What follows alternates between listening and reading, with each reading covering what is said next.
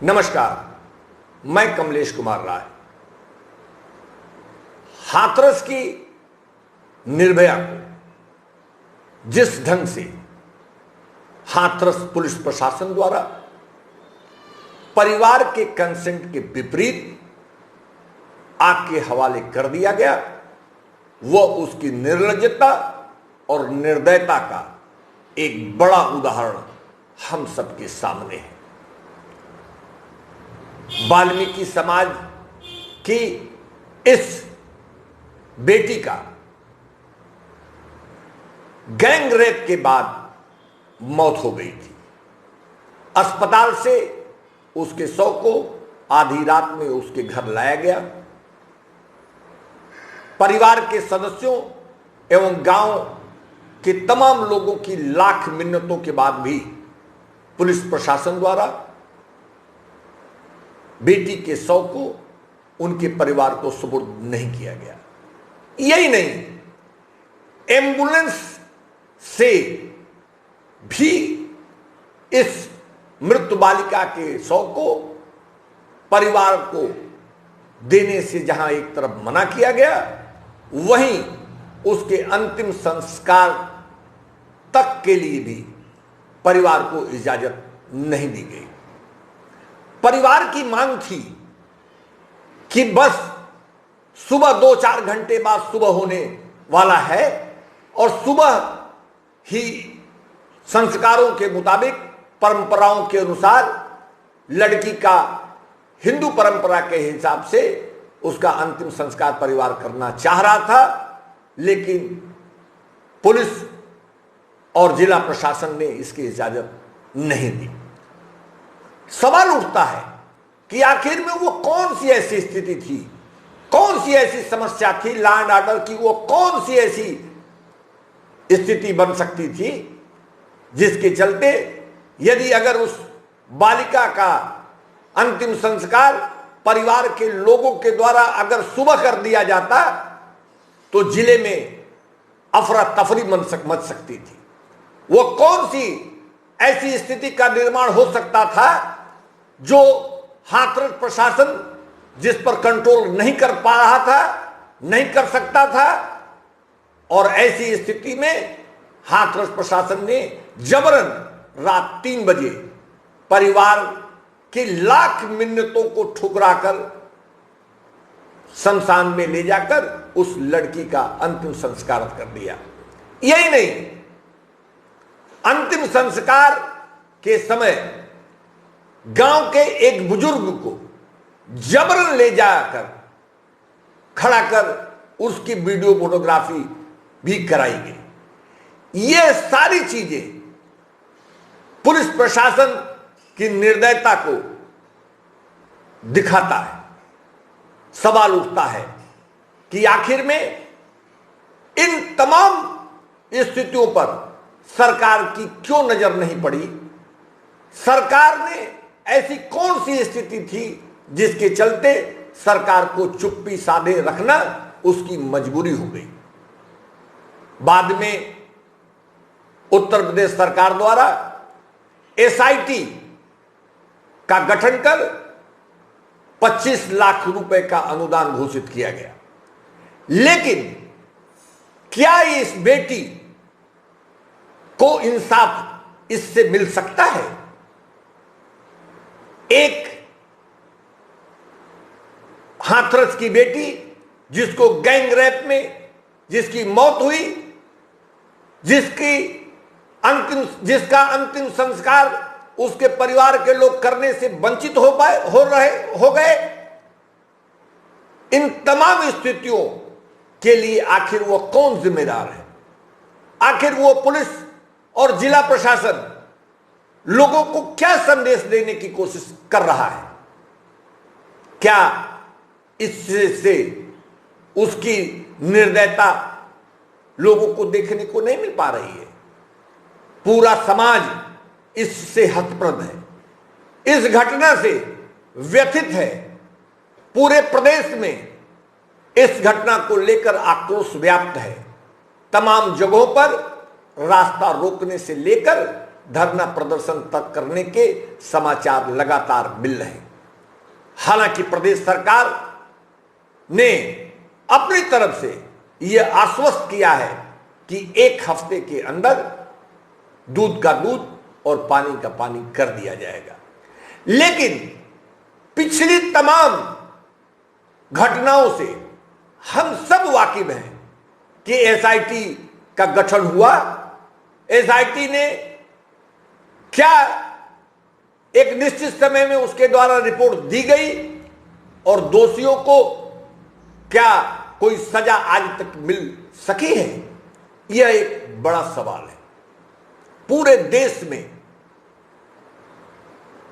आंकड़ों के मुताबिक हर 11वीं महिला दलित होती है जिसका बलात्कार होता है।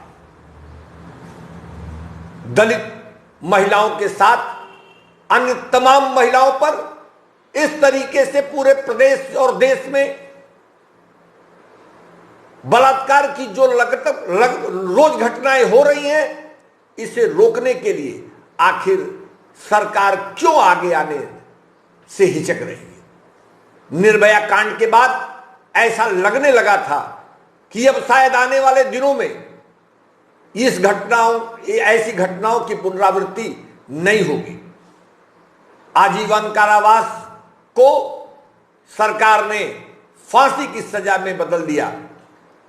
ऐसा लगने लगा कि अब फांसी की सजा के कानून बनने के बाद बलात्कार की घटनाएं बंद हो जाएंगी।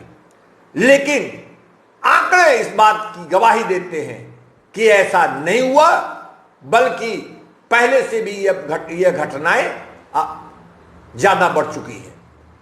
यही नहीं, दलितों में ने जिस तरीके से समाज में एक उनकी बेहतर स्थिति बनी है, दलित पहले से ज्यादा जागरूक हुआ है। समाज में हर तरफ दलितों की एक बेहतर स्थिति आज की तारीख में बनती जा रही है। क्या उसकी इस बेहतरी से कुछ तबके नाखुश हैं और उसी का नतीजा है कि उनके दलितों के विरुद्ध, उनकी महिलाओं के विरुद्ध इस तरीके की घटनाएं आए दिन देखने को मिल रही हैं। यह एक बड़ा सवाल है जिस पर सरकार ही नहीं, समाज को भी सोचने की जरूरत है। पूरे समाज में इस तरीके की जो घटनाएं आए दिन हो रही हैं, इस तरीके की शर्मनाक स्थितियों से समाज को रूबरू होना पड़ रहा है। क्या यह समाज के सर्वांगीण विकास के लिए इसे बेहतर माना जा सकता है? कतई नहीं।